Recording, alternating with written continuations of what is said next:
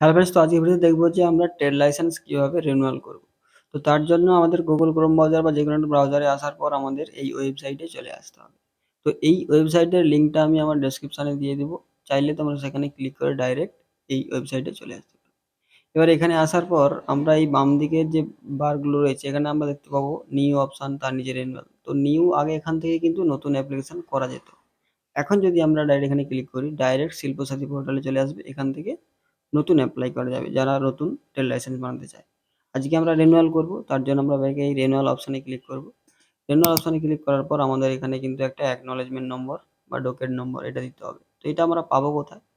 পুরানো যে সার্টিফিকেটটা রয়েছে ট্রেড লাইসেন্সটা, তো সেই ট্রেড লাইসেন্সের নিচের দিকে এই যে এরকম জায়গাতে কিন্তু আমরা দেখতে পাবো।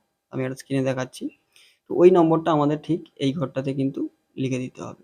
তো এই নম্বরটা লেখার পরে আমরা এখানে এই যে সার্চ অপশনে যে ক্লিক করে দেবো। সার্চ অপশনে ক্লিক করার পর অ্যাপ্লিকেন্টের নাম শো হবে, কোম্পানির নাম শো হবে। সবকিছু ঠিকঠাক থাকলে যদি আমরা রিনিউয়াল করতে চাই, তাহলে ডান দিকে আমরা রিনিউয়াল পেন্ডিং এই অপশনে ক্লিক করে দেবো। এই অপশনে ক্লিক করার পর আমাদের কাছে এই ফর্মটা আসবে। এখান থেকে অ্যাপ্লিকেন্টের নাম, কোম্পানির নাম এগুলো কিন্তু আমরা কিছু চেঞ্জ করতে পারবো না। আমরা এখান থেকে এই যে ডিটেলসটা হয়েছে, অ্যাড্রেসটা রয়েছে, তো অ্যাড্রেসটা আমরা চেঞ্জ করতে পারবো। অ্যাড্রেসটা চেঞ্জ হতেই পারে, বা যদি চেঞ্জ নাও হয় তো অ্যাড্রেসটা মোটামুটি ফিল আপ করে দিতে হবে। অ্যাড্রেসটা ফিল আপ করে দেওয়ার পর আমাদের কাছে কিন্তু এই নিচে যে অর্গানাইজেশন ডিটেলস রয়েছে, তো এই অর্গানাইজেশন ডিটেলসে কিন্তু আমরা আমাদের কোম্পানির কতজন কাজ করতেছে, সেটা যদি বেড়ে যায় বা কমে যায়, মোটামুটি এগুলোও আমরা চেঞ্জ করতে পারবো। এবং ইনকাম কত, টার্নওভার, ব্যবসা কত, সেটা চেঞ্জ করতে পারবো। তো এটা চেঞ্জ করা হয়ে গেলে তারপরে আমরা নিচে ক্যাটাগরি ফিজ, তো এইখান থেকে আমরা কি নট পেইং প্রফেশন ট্যাক্স যদি সিলেক্ট করি তাহলে আমাদের 150 টাকা পেমেন্ট করতে হবে। আর যার যেটা হবে সে সেটা সিলেক্ট করে নেবে। তারপর এখানে আমরা পুরানো যে সার্টিফিকেটটা রয়েছে সেটাকে আমরা পিডিএফ আকারে এখানে আপলোড করতে হবে। এবার আপলোড হয়ে গেলে আমরা এখানে সবার নিচে যে প্রসিড অপশনটা পাবো, সেই প্রসেস অপশনে ক্লিক করে দেবো। প্রসেস অপশনে ক্লিক করার পর কিছুক্ষণ প্রসেসিং হবে অটোমেটিক। তারপর আমাদের কাছে কিন্তু এইভাবে পেজ আসবে এবং সবার নিচে আমরা পেমেন্ট অপশন পাবো। এই পেমেন্ট অপশনে ক্লিক করার পর আমাদের পেমেন্ট করার জন্য অপশন আসবে। এখান থেকে অনলাইন পেমেন্ট এই অপশনে ক্লিক করব। এবারে প্রসিড টু পে।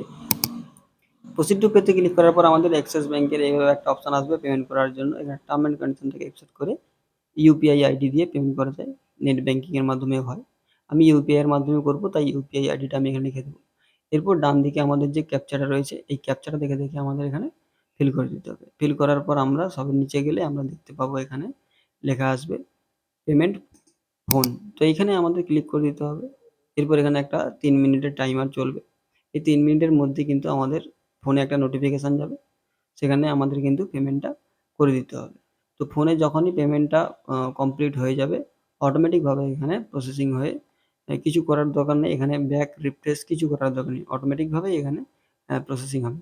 প্রসেসিং হওয়ার পর আমরা আবার পুনরায় ব্যাকে যে পেজটা রয়েছে সেখানে চলে আসবো এবং এখানে পেমেন্ট যে মানি রিসিপ্ট, যেটা আমরা এখানে পেমেন্ট করলাম, সেই রিসিপ্টটাও আমরা এখান থেকে চাইলে ডাউনলোড করতে পারি বা প্রিন্ট আউট করতে পারি। আর না হলে আমরা নিচে গেলে আমরা ডাউনলোড সার্টিফিকেটে ক্লিক করে নতুন সার্টিফিকেটটা আমরা এখান থেকে পেয়ে যাব। যদি কোনো সমস্যা হয়, এখানে যদি নতুন সার্টিফিকেটটা না পাই, তাহলে আমরা কি করব, পুনরায় আবার ওই সাইটে আমরা চলে আসবো। এরপর এদিকে আমরা নিচের দিকে দেখতে পাবো এখানে যে লেখা আছে ট্র্যাক স্ট্যাটাস। তো এইখানে কিন্তু আমাদের ক্লিক করে দিতে হবে। এখানে ক্লিক করার পর আবার আমাদের এই যে অ্যাকনলেজমেন্ট নম্বর, যেটা ঢোকার নম্বর হয়, তো সেই একই নম্বরটা আমাদের এখানে দিয়ে দিতে হবে। এরপর সার্চ অপশনে ক্লিক করে দিতে হবে। সার্চ অপশনে ক্লিক করে দেওয়ার পর আমাদের কাছে কিন্তু সেটার আবার ডিটেলস শো হবে, অ্যাপ্লিকেন্টের নাম, কোম্পানির নাম, যা কিছু আছে। এরপর ডান দিকে আমরা দেখতে পাবো প্রিন্ট অপশন। তো এই প্রিন্ট অপশনে ক্লিক করে দেবো। প্রিন্ট অপশনে ক্লিক করে দিলে কিন্তু আমরা আমাদের যে নতুন পেমেন্ট করেছি এবং নতুন যে 3 বছরের যেটা পিরিয়ডটা, সেটা আমরা পেয়ে যাবো।